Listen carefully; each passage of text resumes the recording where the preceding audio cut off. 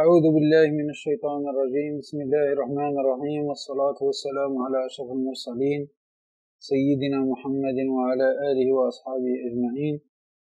اللهم لا سهل إلا ما جعلته سهلا، وأنت تجعل الحزن إذا شئت سهلا. اللهم يا ميسر كل عسير ويا جابر كل كسير، يسر علينا كل عسير وتيسير العسير عليك يسير. اللهم يسر أمورنا واشرح صدورنا واختم بالباقيات الصالحات أعمالنا. اللهم يا معلم آدم علمنا، ويا مفهم سليمان فهمنا. اللهم لا علم لنا إلا ما علمتنا، إنك أنت العليم الحكيم، ولا حول ولا قوة إلا بالله العلي العظيم. اللهم صل على سيدنا محمد صلاة تخرجنا بها من ظلمات الوهم، وتكرمنا بها بنور الفهم، وتوضح بها عنا ما أشكال حتى يفهم، فإنك تعلم ولا نعلم وأنت علام الغيوب. اللهم صل على سيدنا محمد فاتح لما أغلق والخاتم لما سبق، ناصر الحق بالحق والهادي إلى صراطك المستقيم، وعلى آله حق قدره ومقداره العظيم. أما بعد، أحييكم بتحية الإسلام. السلام عليكم ورحمة الله وبركاته. لازلنا مع درس المنطق ومع كتاب السلم المنورق للإمام الأخضري رحمه الله بشرح الشيخ حسن القويسني شيخ الجامع الأزهر عليه رحمة الله. ووصلنا إلى فصل في المعرفات، وأخذنا شروط التعريف. قلنا أن المعرف ينقسم إلى 3 أقسام: تعريف بالحد، تعريف بالرسم، تعريف باللفظ. قسمنا الحد إلى تام وناقص، والرسم إلى تام وناقص، وهكذا. واضح الكلام؟ ثم ذكرنا شروط التعريف. قلنا وشرط كل أن يرى مضطردا. قلنا الشرط الأول أن يكون مضطردا، كلما وجد المعرف وجد التعريف.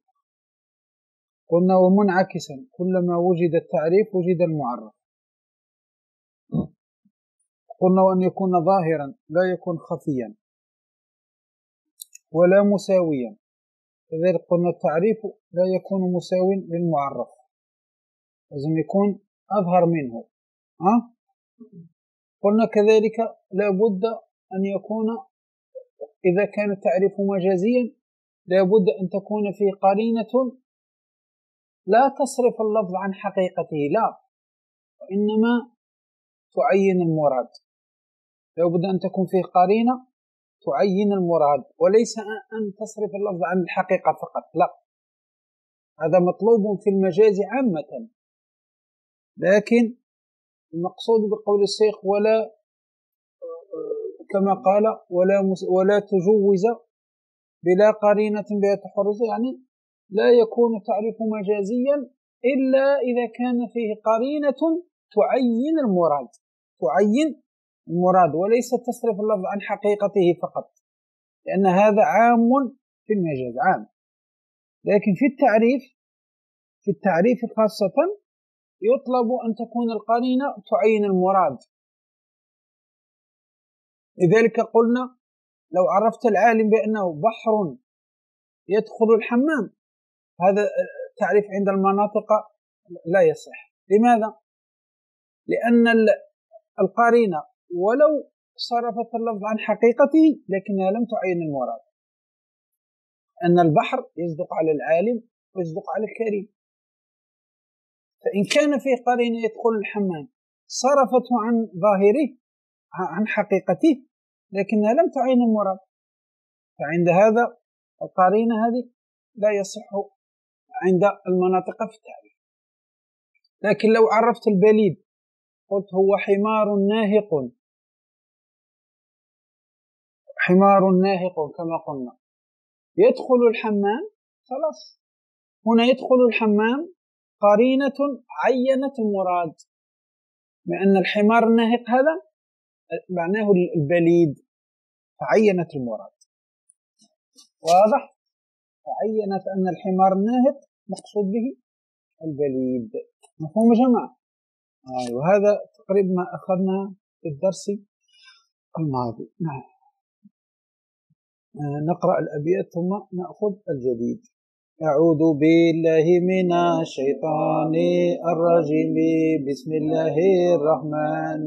الحمد لله الذي قد أخرج فكري لأرباب الحجاب وحط عنهم من سماء العقل كل حجاب من سحاب جهلي حتى بدت لهم شموس المعرفة رأوا مخدراتها منكشفة. نحمده جل على الإنعام بنعمة الإيمان والإسلام من خصنا بخير من قد أرسل وخير من حاز المقامات العلا محمد سيد كل محتفى العربي الهاشمي مصطفى صلى عليه الله ما دام الحجاب يأخذ من بحر المعاني زجاجا وآله وصحبه ذوي الهدى من شبهوا بأنجم الاهتداء. وبعد فالمنطق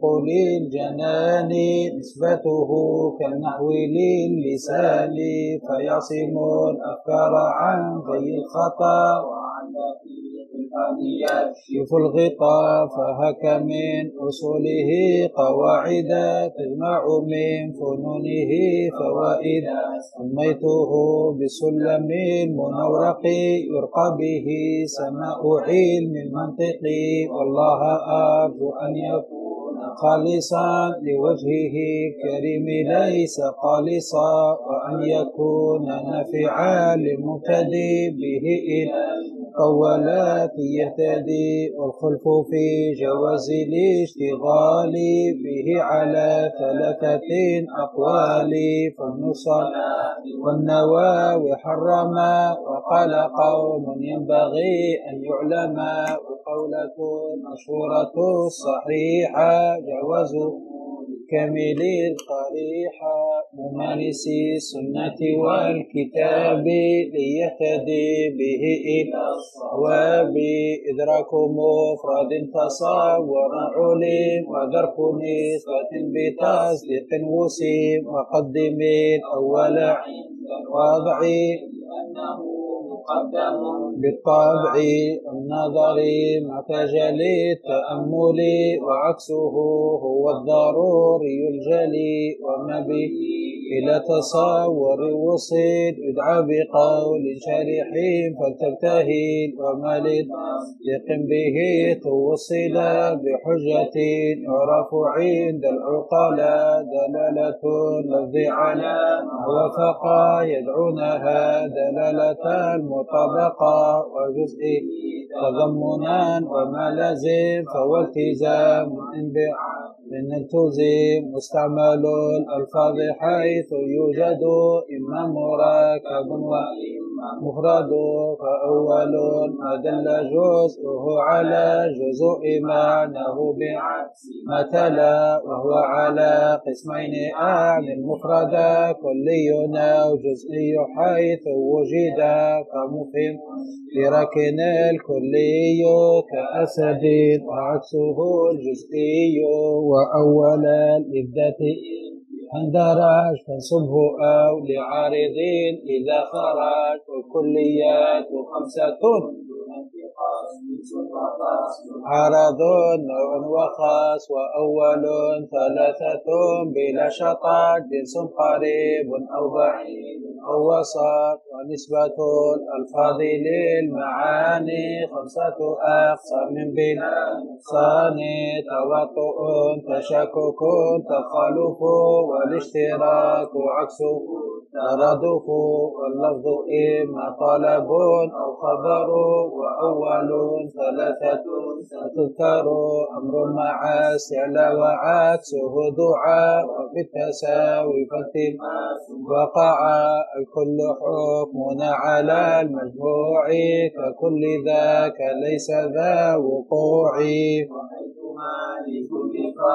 حكما فإنه كلية قد علم والحكم للبعض هو الجزئية والجزء معرفته جلية معرف إلى ثلاثة قسم حد ورسمي ولفظي علم فالحد بالجنس وخاص وقع والرسم بالجنس وخاصة معا وناقص الحد بخاص أو مع جنس بعيد لا قريب وقع وناقص الرسم بخاصة فقط أو مع جنس أبعد قد ارتبط وما بلفظي لديه شهر تبديل لفظ برديف أشهر وشرط كل أن يرى مضطردا معاكسا وظاهرا لا أبعدا ولا مساويا ولا تجوزا بلا قرينة بها تحرزا ولا بما يدرى بمحدود ولا مشترك من القرينة خلا وعندهم من جملة المردود أن تدخل الأحكام في الحدود ولا يجوز في الحدود ذكر أو جائز في الرسم فادر ما رووا. نعم.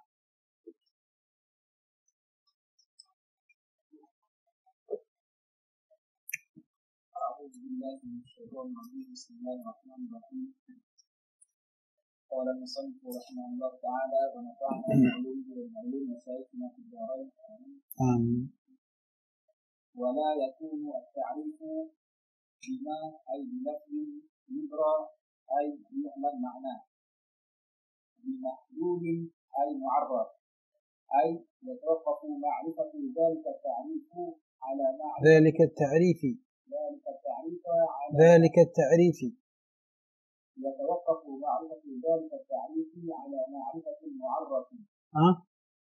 معرفة ذلك التعريف لأنه إما يكون نعت اسم الإشارة أو بدل منه أو عطف بيان. واسم الإشارة هنا مضاف إليه. معرفة ذلك معرفة مضاف ذلك مضاف إليه. فالتعريف لازم يكون مجرور إما أنه نعت لذلك وإما أنه عطف بيان وإما أنه بدل منه. واضح كلام؟ هذا ذلك التعريفي. معرفة ذلك تعريفي. نعم. فهمت يا ليل؟ على معرفة المعرف بأداء ذلك إلى الدور فيمتنع فتعريف العلم بأنه معرفة المعلوم. نعم. مع أن المعلوم تتوقف معرفته على معرفة العلم لاشتقاقه منه. هذا معنى الكلام. كذلك من الشروط التي لا بد أن تتوفر في التعريف أن لا يكون التعريف يدرى يعني يعلم بمحدود بالمعرف له.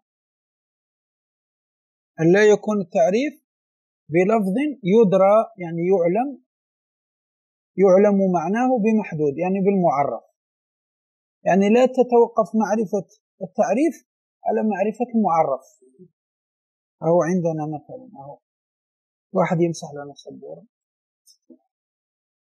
يا زبادي يا أحمد يا زبادي لا يوجد قلم.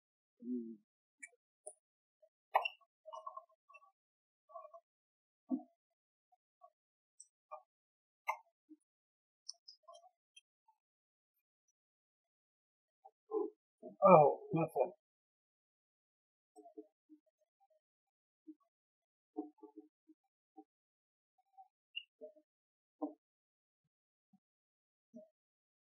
أين التعريف هنا وأين المعرف؟ أين المعرف؟ العلم يسمى ماذا؟ وهذا كيف يسمى؟ يسمى معرف. هذا يسمى معرف ويسمى تعريف. هذا اسمه معرف اسمه تعريف واسمه قول شارح. صحيح؟ كل هذا اسماء. قول شارح معرف وتعريف، هذا اسمه المعرف، اسمه المعرف.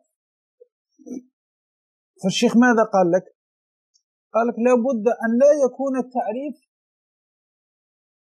بلفظ تعريف، لابد أن لا يكون التعريف هذا بلفظ يعلم معناه بالمعرف، معناه أن لا يكون معرفة التعريف واضح، أن لا يتوقف معرفة التعريف على معرفة المعرف. يعني لا أستطيع أن أعرف التعريف حتى أعرف المعرف. إذا قلت العلم معرفة المعلوم، العلم كيف عرفته؟ معرفة المعلوم. لكن هذا المعلوم متى أعرفه؟ حتى أعرف العلم.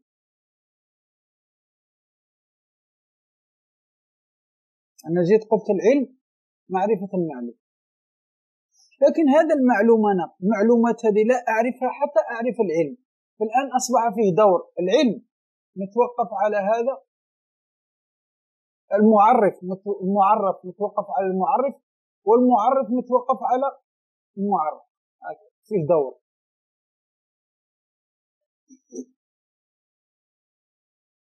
فيه ماذا؟ دور. العلم معرفة المعلوم، لكن المعلوم هو معرفة العلم، العلم معرفة المعلوم، المعلوم معرفة العلم، هكذا. فما الكلام؟ فيصبح فيه دور.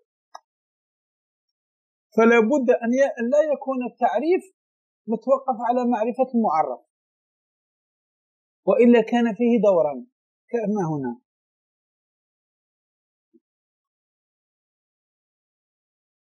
فهمنا؟ لأن العلم عرفته بمعرفة المعلوم، لكن هذه المعلومات أنا لا أعرف هذه المعلومات حتى أعرف العلم، حتى أعرف العلم أولا ثم بعد ذلك أعرف المعلومات. أنا جيت وعرفت العلم بأنه معرفة المعلوم، المعلوم أصلا المعلومات لا أعرفها حتى أعرف ما هو العلم، ففيه دور. الآن العلم متوقف على معرفة المعلوم، ومعرفة المعلوم متوقفة على معرفة العلم، ففيه دور. يصبح الأمر هكذا، لا يوجد حل، كل منهما متوقف على الآخر، كل منهما متوقف على الآخر، كل منهما متوقف، لا يوجد حل. يصبح أدور في حلقة مغلقة، في حلقة مغلقة.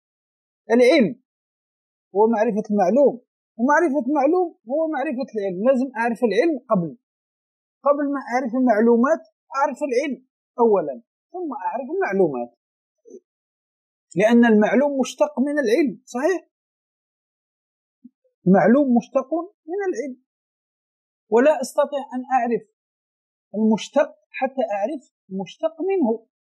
فأنا لا أستطيع أن أعرف المشتق اللي هو المعلوم حتى أعرف المشتق منه اللي هو العلم.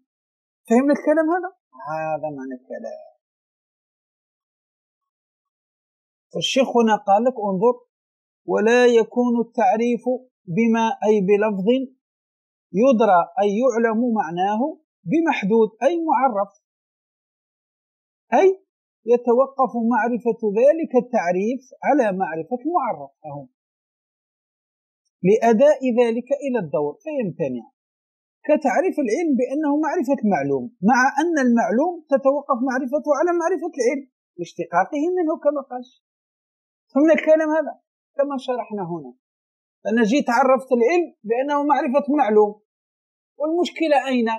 لا أستطيع أن أعرف المعلوم حتى أعرف العلم، فأصبح العلم معرفة المعلوم، والمعلوم متوقف على معرفة العلم.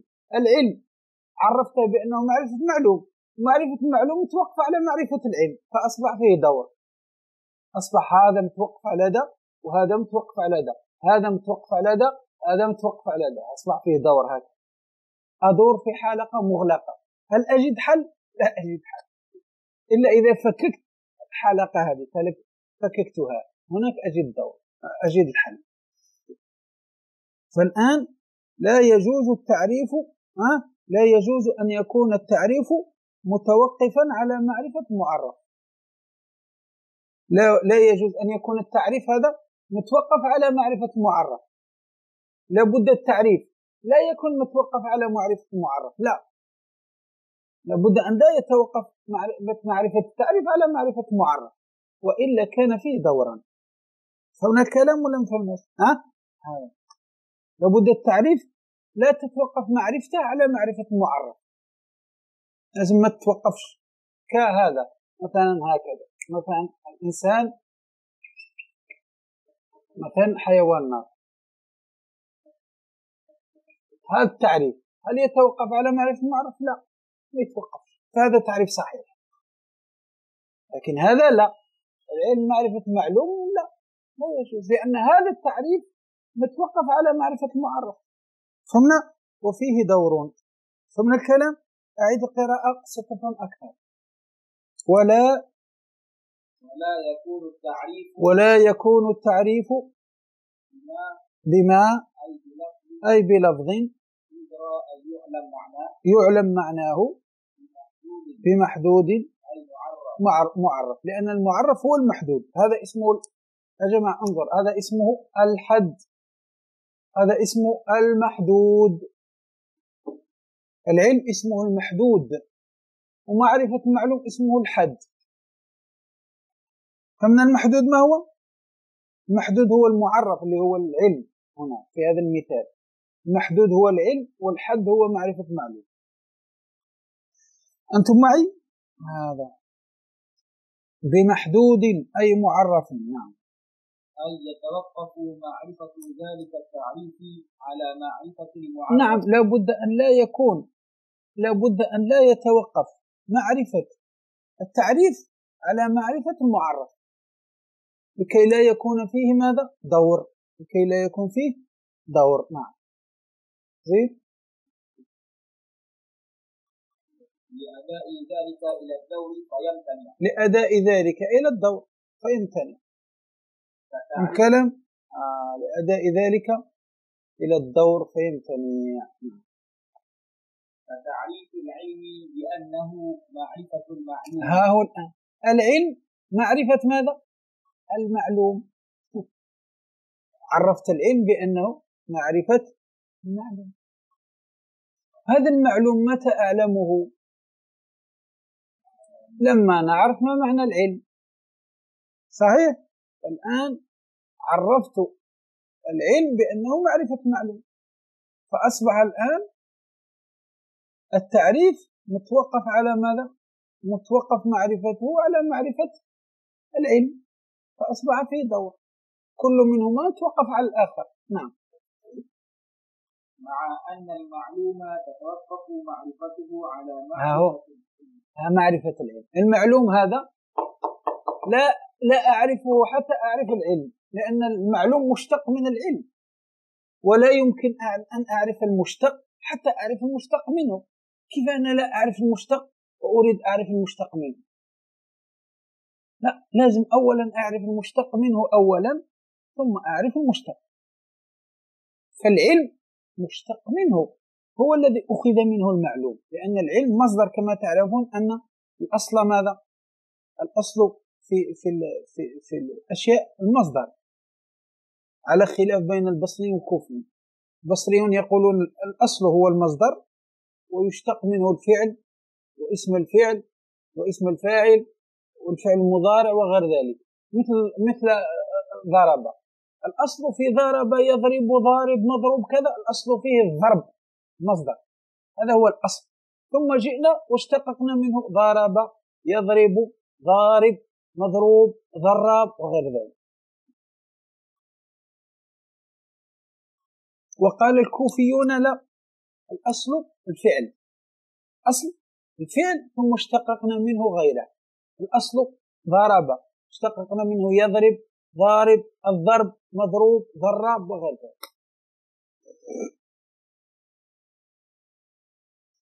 فأنا الآن هل أستطيع أن أعرف ما معنى ضراب قبل أن أعرف ما معنى الضرب؟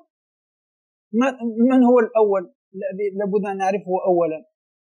الأصل اللي هو الضرب، لازم أعرف الضرب اللي هو المصدر، ثم بعد ذلك أعرف ضراب ما معنى ضراب. كذلك هنا العلم والمعلوم. أولا لابد أن أعرف ما معنى العلم أولا، ثم بعد ذلك أعرف المشتق اللي هو المعلوم كذلك. لكن أنا جيت عرفت العلم بأنه معرفة المعلوم، فهذا دور.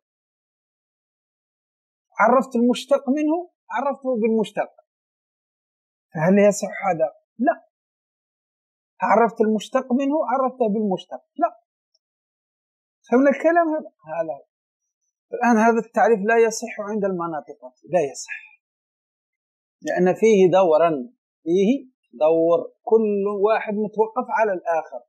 العلم متوقف على معرفة معلوم، معرفة معلوم متوقفة على معرفة العلم، فلا أجد حلا إلا بالرجوع إلى معرفة مشتق منه أولا، ثم معرفة المشتق بعد ذلك. نعم.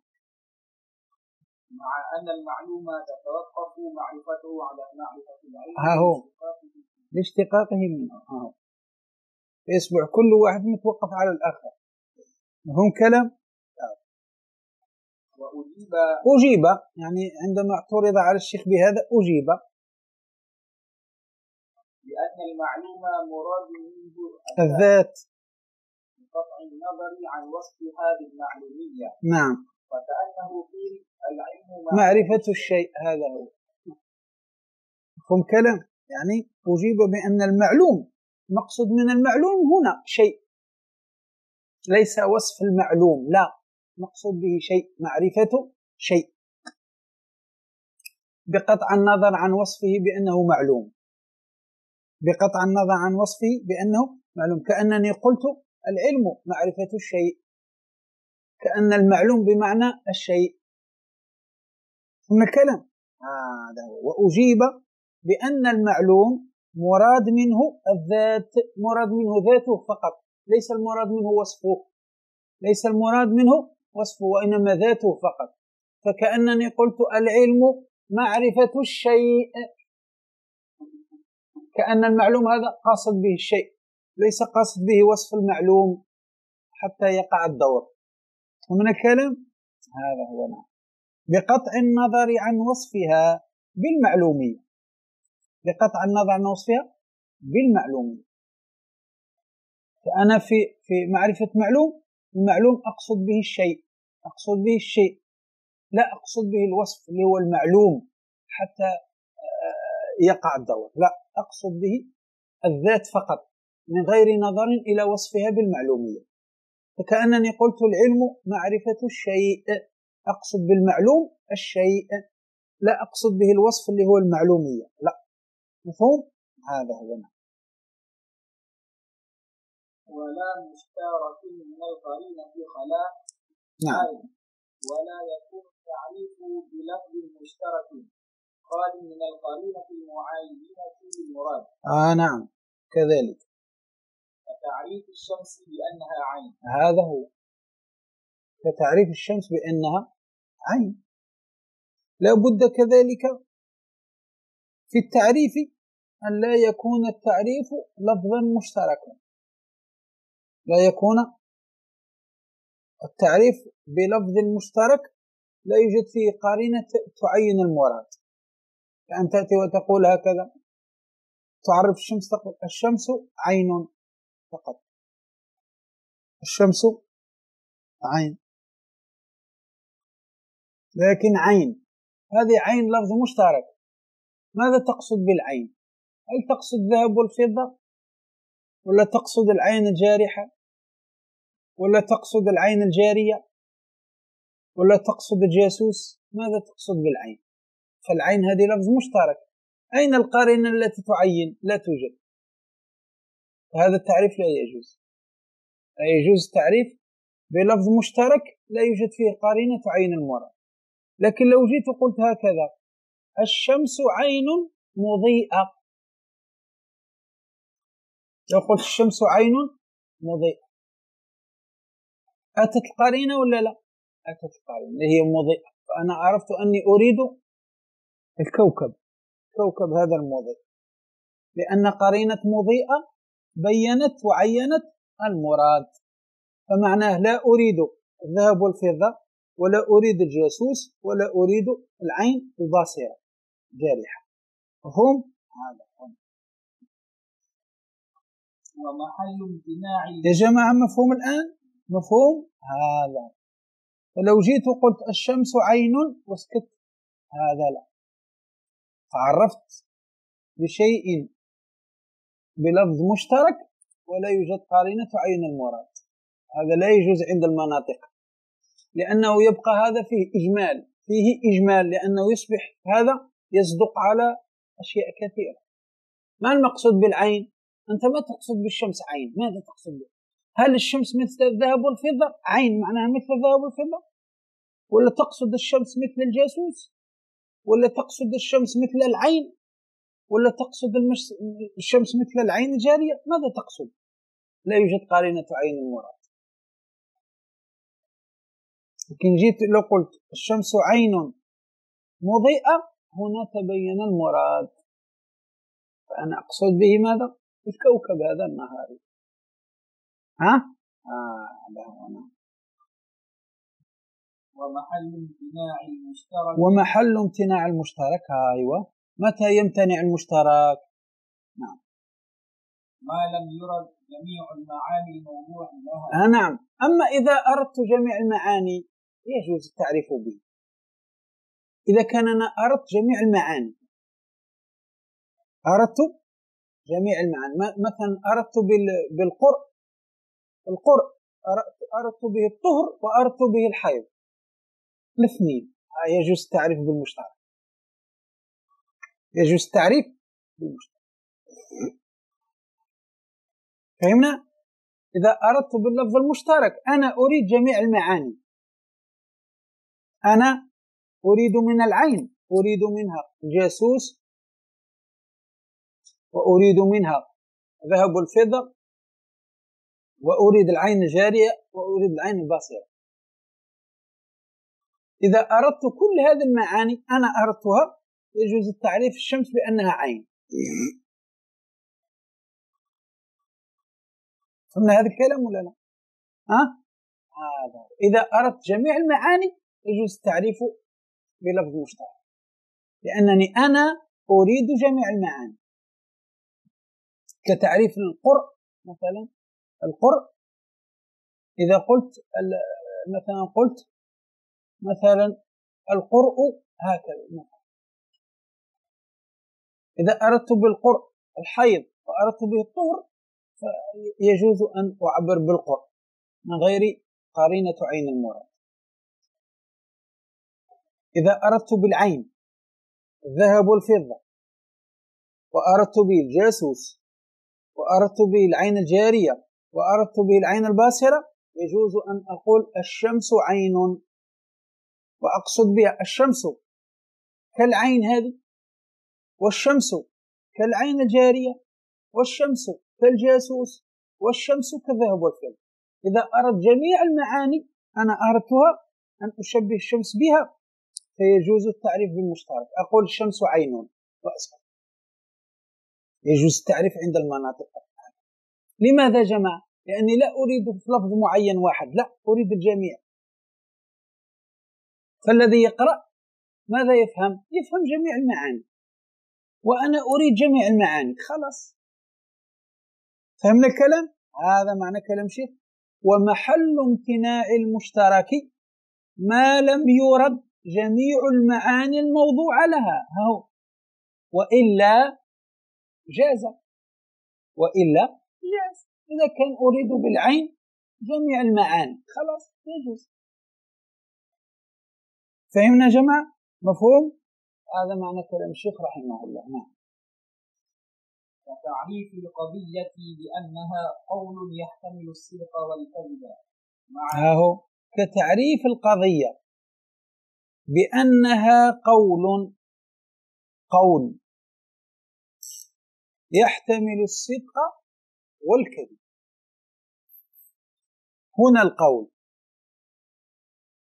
مش لفظ مشترك بين الملفوظ والمعقول.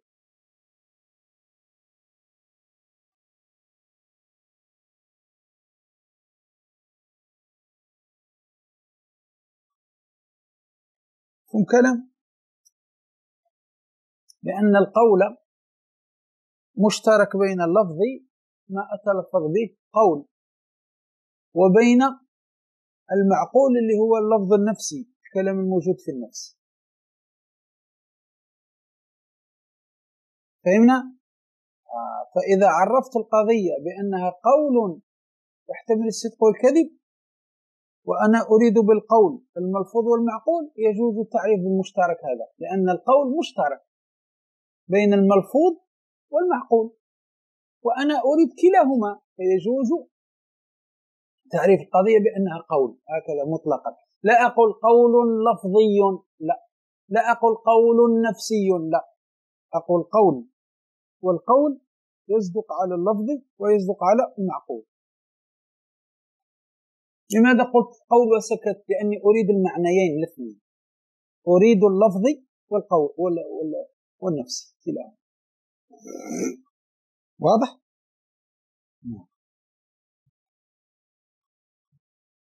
كتعريف القضية بأنها قول يحتمل الصدق والكذب، مع أن القول مشترك بين الملفوظ والمعقول. هذا هو الملفوظ. الملفوظ هو القول اللفظي الذي أتقول به، زيد، عمرو، خالد، بكر، هذا اسمه ماذا؟ القول الملفوظ. أما القول المعقول هو الكلام النفسي، الكلام موجود في نفسي، معقول ليس ملفوظ وإنما معقول. واضح؟ فهمنا؟ وهو الكلام النفسي الموجود في النفس. هل تلفظت به؟ لا، معقول، كلام نفسي. نعم. لكن لما أريد كل منهما صح التعريف. أيوة، لكن لما أريد كل منهما، أريد الملفوظ والمعقول، صح تعريف القضية بأنها قول، لو أراد أحدهما لقال قول لفظي، لو أراد المعقول لقال قول نفسي، لكن هو لا يريد المعنيين الاثنين.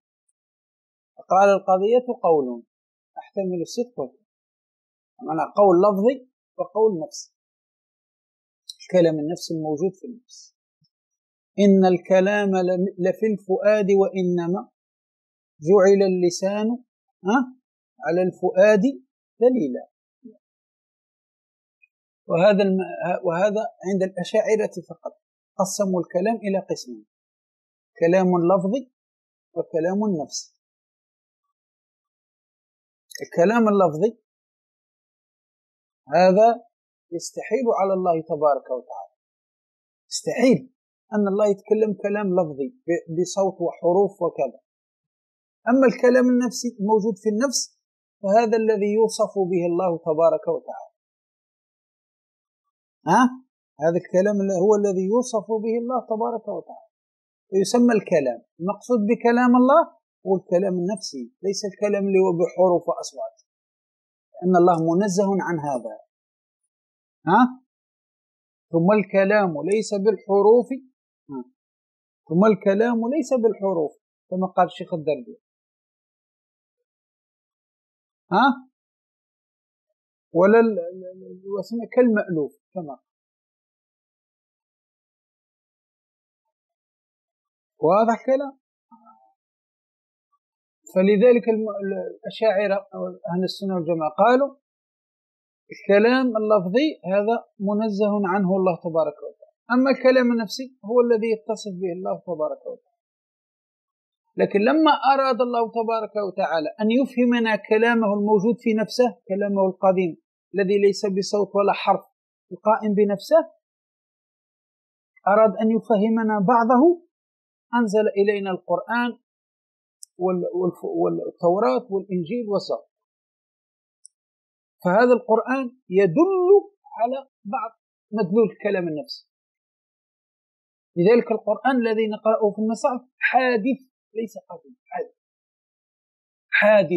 حادث، لأنه مركب من أصوات ومن حروف ومن كذا ومن. لذلك الله لما أراد أن يفهمنا بعض الكلام الموجود في ذاته تبارك وتعالى أفهمنا بالقرآن. فهذا القرآن عبارة عن يدل على ماذا؟ يدل على بعض الكلام النفسي الموجود في ذات الله من واجبات ومستحيلات وجائزات. فهمنا يا جماعة الخير؟ فعند أهل السنة كلام لفظي وكلام نفسي. فالكلام اللفظي عندهم حادث، أما الكلام النفسي القائم بالذات هذا هو الذي يوصف به الله تبارك وتعالى. لذلك نقول احنا تعلق الكلام تعلق دلالة، صحيح؟ ما معنى تعلق الكلام تعلق دلالة؟ أن الكلام اللي هو القرآن دال يدل على الواجبات والمستحيلات والجائزات. أما الفرق الأخرى كهذا الفرقة هذه التي تقول نحن أهل السنة والجماعة، هذه الفرقة التي أتت في آخر الزمان، لا، عندهم الكلام اللفظي هو كلام الله بصوت وحرف. كلام الله عندهم مركب من صوت وحرف وإعراب ولحن وتقديم وتأخير، لكن قالوا هذا الكلام قائم بذات الله لكنه قديم، هذا الوهابية اللي في الخارج هذا لازم تفهم المذاهب، لازم تعرف الفرق بين أهل السنة وبين المذاهب الأخرى. أما هذا الوهابية الموجودين الآن يقول لك لا، القرآن الموجود هذا الذي نقرأه بصوت وحرف وكذا هو كلام الله الحقيقي وقائم بذات الله تبارك. الله تكلم به، الله هو الذي تكلم، قال نون والقلم وما يسطرون، الله تكلم بحرف وصوت، لكن هذا الكلام القائم بذات الله قالوا قديم ليس حادث، يعني قديم. لماذا قالوا هكذا؟ لكي لا يحصلوا في مشكلة أن الحوادث تقوم بذات الله، أن الحادث يقوم بذاته، فقالوا الكلام قديم لكنه بصوت وحرف، وليس عندهم الكلام النفسي هذا، لا، هذا عندهم ماذا؟ كلام فقط. القرآن الموجود هذا هو كلام الله. لما أراد الله أن يخاطبنا فخاطبنا بالقرآن. فهذه الحروف التي نراها أصوات قديمة عندهم، قديمة، لكن عندنا حادثة هم. أما الكرامية وغيرهم فماذا قالوا؟ قالوا كلام الله بلفظ وصوت حادث، بلفظ وصوت حادث. فهذا ماذا يلزم منه؟ قيام الحوادث بذات الله تبارك وتعالى. يقوم في ذات الله شيء حادث لم يكن موجود ثم يوجد. هم كلام هذا بالنسبة للكلام على الكلام النفسي والكلام اللفظي. فعند أهل السنة والجماعة الكلام عندهم شيئين، كلام لفظي وكلام نفسي. في الكلام اللفظي اللي هو بصوت وحرف الله منزه عنه. أما الكلام النفسي الذي ليس بصوت ولا حرف ولا شيء هذا هو الكلام الحقيقي القائم بذات الله، هذا هو صفات الكلام بالنسبة لله تبارك وتعالى.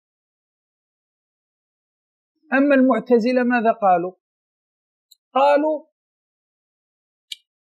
الكلام لا يكون إلا بصوت وحرف والله منزه عن هذا، صحيح ولا لا؟ فنفوا صفة الكلام. معتزلة قالوا لو الإنسان يتكلم، لو الواحد يتكلم بماذا يتكلم؟ بماذا؟ بصوت وحروف. قالوا والله تبارك وتعالى منزه عن الصوت والحروف، فنفوا الكلام عنه، نفوا الكلام عنه. قالوا الله لا يتصف بصفة اسمها الكلام، لا. قلنا لهم وماذا تقولون في وكلم الله موسى تكليما الآية؟ قالوا لا، الكلام هذا خلقه الله تبارك وتعالى في الشجرة، والشجرة هي التي كلمت سيدنا موسى. عمالقة. ليس مثل هذا الفئة، بدعة بدعة بدعة بدعة بدعة بدعة فقط، هذا ما يعرفون. لا، معتزلة أمولا، معتزلة عظام، معتزلة يناقشك إلى الليلة كلها إلى الفجر وهو يناقش فيك بالعلم، أن الناس عقول كبيرة جدا، يفهموا اللغة، يفهموا المنطق، ويفهموا الأصول، دارسين الأصول والمنطق وعلم اللغة جيدا، لذلك يناقشك. المعتزلة نعم يناقشك بعلم، لكن هذا بدعة لم يفعله الرسول، هذا ما يعرف. بدعة لم يفعله الرسول فقط. لكن الذي لم يفعله الرسول هل نهى عنه؟ هل الترك يدل على النهي؟ هذه قاعدة أصولية. هل الترك يدل على النهي؟ هل ما تركه النبي صلى الله عليه وسلم يدل على أنه نهى عنه؟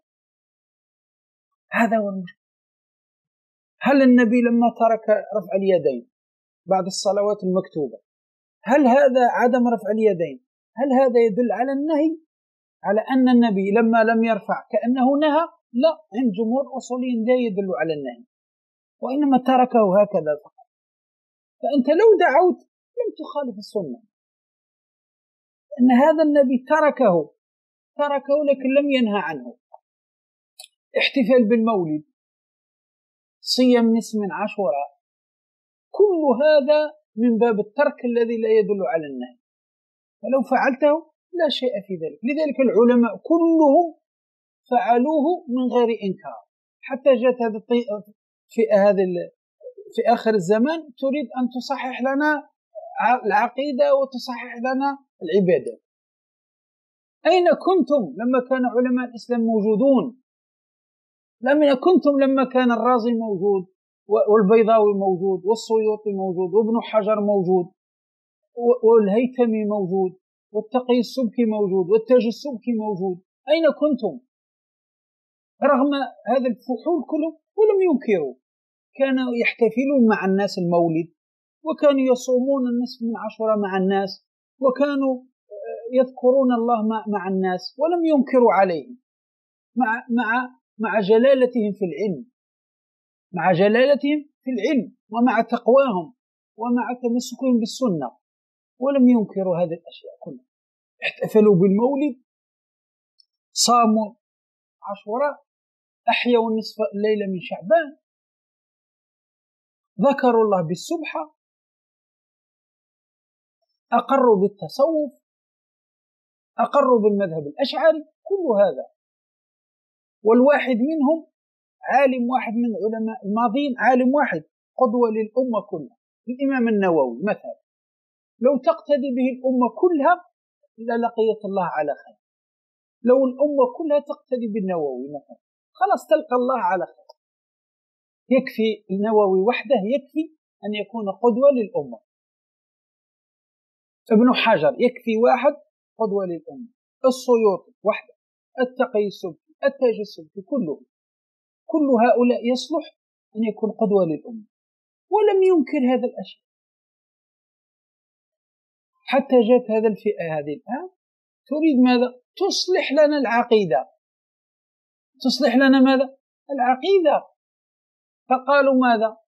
كل ما كان عليه المسلمون خلال 12 قرن أو 11 قرن كانوا في ضلال، فنحن الآن سنصحح العقيدة، يلا بسم الله.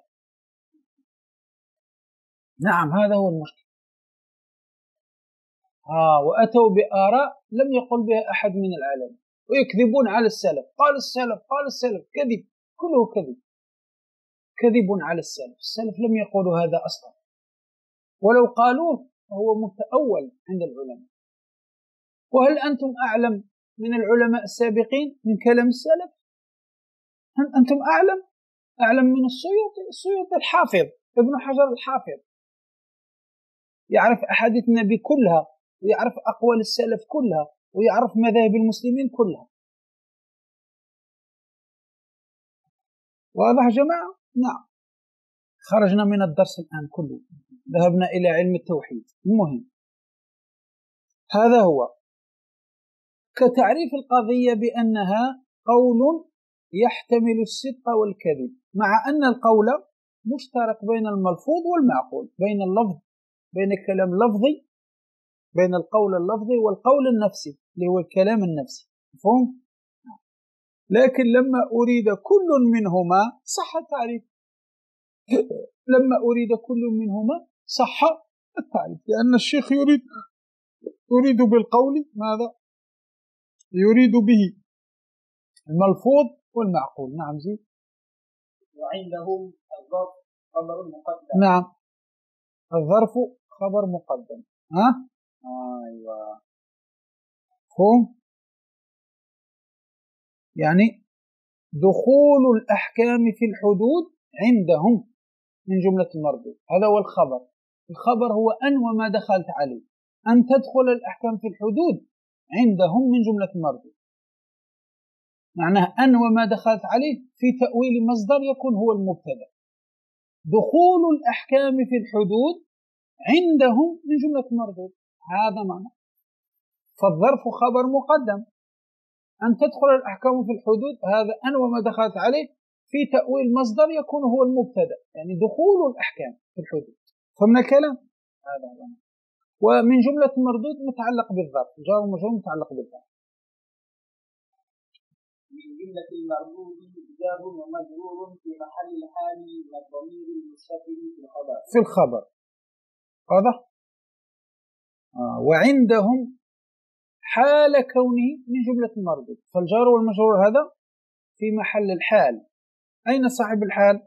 ضمير مستتر في الخبر، ضمير مستتر في الخبر، لأن الخبر هل هو الظرف ولا هو المتعلق ولا هو مجموعهما معا، على خلاف أخذناه في الألفية. أن تقدير الكلام هنا كائن عندهم ولا استقر عندهم، صحيح؟ وأخبروا بظرف أو بحرف جر ناوين معنى كائن أو استقر، فهنا الظرف متعلق بكائن أو استقر.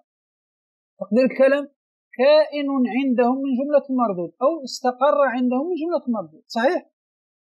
فهل الخبر هو الظرف هنا أو الخبر هو المتعلق اللي هو كائن، ولا الخبر هو المجموع مجموعهما معا؟ هذا خلاف قرأناه أخذناه، واضح؟ فالآن أين صاحب الحال؟ هو ضمير مستتر في كائن هو صاحب الحال، هو صاحب الحال. لذلك الشيخ قال جار ومجرور في محل الحال من الضمير المستتر في الخبر اللي هو كائن أو استقر. كائن هو أو استقر هو، هذا هو صاحب الحال. فمن الكلام هذا هو معنى. أو عنده ظرف متعلق بالمردود. نعم. ومن جملة المردود هو الخبر، ولا من جملة المردود هو الخبر، ولا الظرف متعلق بالجار والمجرور والجار والمجرور هو الخبر. وعندهم كائن من جملة المردود، نفس الشيء، يكون الظرف متعلق بالجار والمجرور، وأين الخبر؟ هو الجار والمجرور. كائن من جملة المردود، استقر من جملة المردود، هذا هو. فمن الكلام يا جماعة فالخبر إما الظرف وإما الجار والمجرور. نعم. والمبتدأ قوله أن تدخل لتأوله بمصدر منسبك، بمصدر منسبك من أن وما دخلت عليه، وما دخلت عليه. واضح يا جماعة الخير؟ فقلنا أن حرف مصدر فيؤول وما بعده إلى مصدر.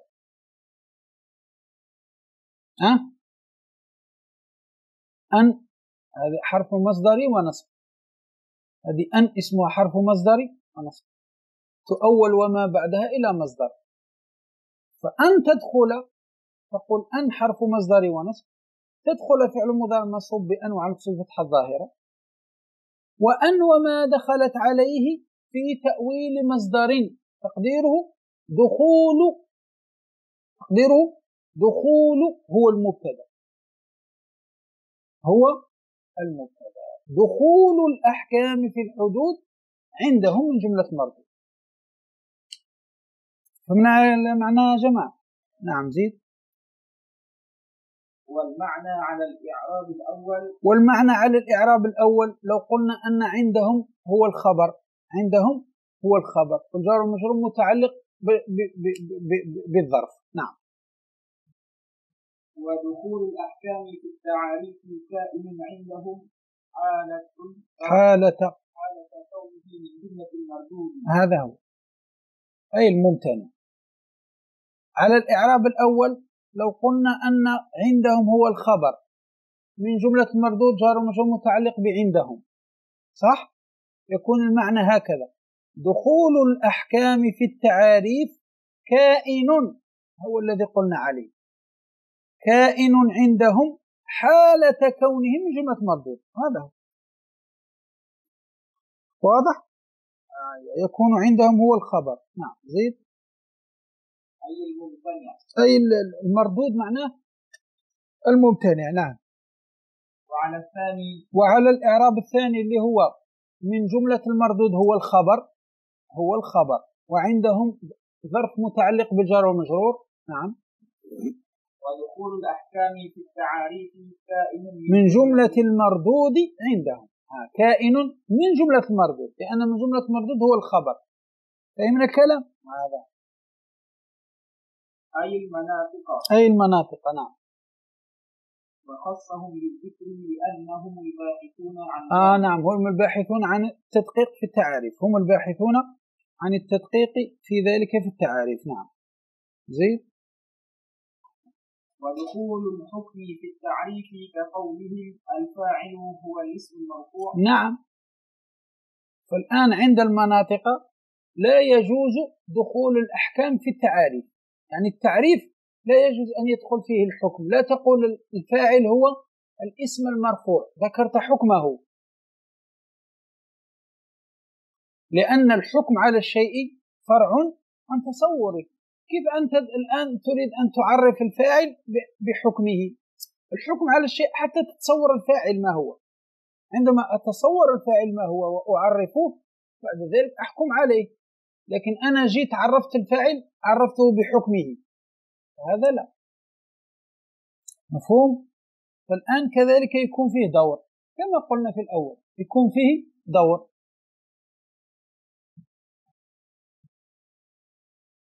هو الكلام الآن الفاعل هو الاسم المرفوع، فأنا عرفت الفاعل بأنه اسم مرفوع، والرفع هذا لا أعرفه حتى أعرف ما هو الفاعل.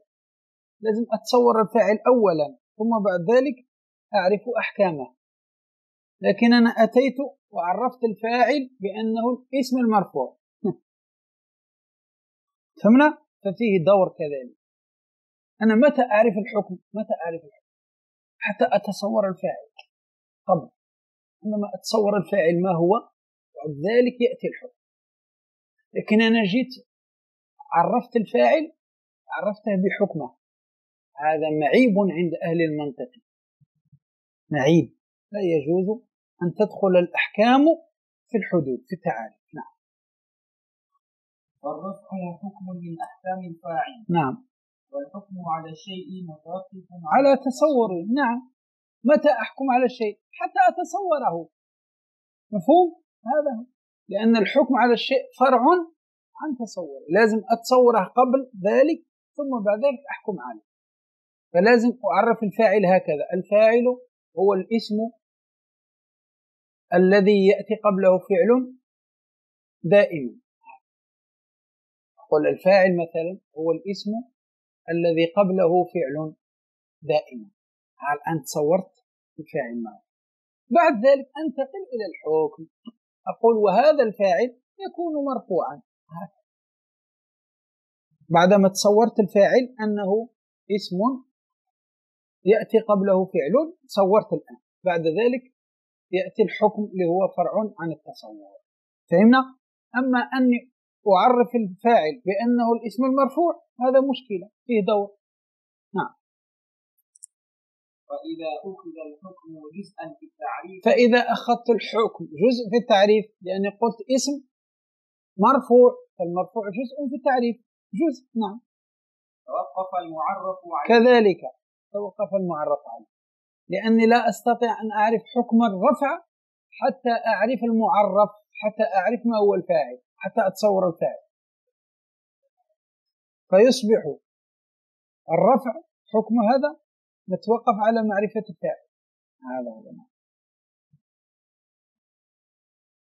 وحصل الدور الذي هو توقف كل من شيئين على الآخر. هذا هو. فمن يا جماعة الدور هنا، الآن الفاعل متوقف على الرفع، والرفع متوقف على معرفة الفاعل، تصور الفاعل. فقلت الفاعل هو الاسم المرفوع، والرفع هذا متوقف على تصور الفاعل حتى أعرف الفاعل قبل ثم أحكم عليه. فهمنا؟ هذا هو. ولا يجوز في الحدود الحقيقة ذكر أو التي للتقسيم. في الحدود الحقيقية. ولا يجوز في الحدود الحقيقية ذكر أو التي للتقسيم. الحقيقية معناها الحدود الحقيقية. ما هي الحدود الحقيقية؟ يعني لا يدخل الرسم، لا يدخل الرسم. فهم كلام هذا، لأن الحد الحقيقي هو التعريف بأجزاء الماهي، صح؟ أجزاء الماهي اللي هي مثلا الإنسان حيوان وناطق، هذا هو التعريف الحقيقي، يكون بأجزاء الماهية، تعريف بأجزاء الماهية، فلا يدخل الرسم، لا يدخل الرسم. هذا معناه تعريف الحقيقي، الحدود الحقيقية. نعم. لأن الماهية المحدودة شيء معين لا يتنوع. نعم، الماهية شيء محدود معين لا يتنوع، فلا أستطيع أن أقول كذا أو كذا التي للتقسيم، لا أستطيع أن أقسم أقول كذا أو كذا، لا، الماهية شيء معين لا يتنوع، فلذلك لا يجوز ذكر أو التي للتقسيم، أو التي للتقسيم. فهمنا يا جماعة؟ أيوة. وجائز أي وذكر أو التقسيمية جائز في الرسم. نعم، لأن الرسم يجوز فيه التنويع، يجوز فيه التنويع. نعم. أي التعريف الرسمي. نعم. كقولهم في تعريف المعرف للشيء هو ما يقتضي تصوره ما يقتضي تصوره أو امتيازه عن غيره. هذا هو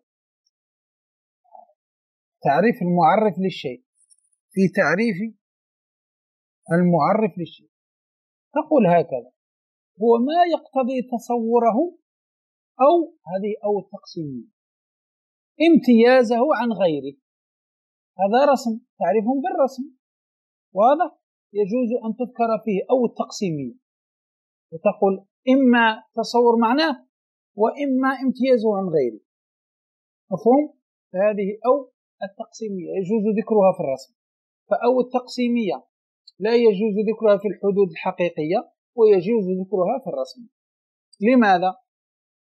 لأن أو التي للتقسيم لا يجوز أن تذكر في الحدود الحقيقية، لأن الحد الحقيقي، لأن الماهية في الحد الحقيقي عبارة عن شيء واحد لا يتنوع. لا تستطيع أن تقول هو حيوان ناطق أو كذا، لا، هو حيوان ناطق فقط.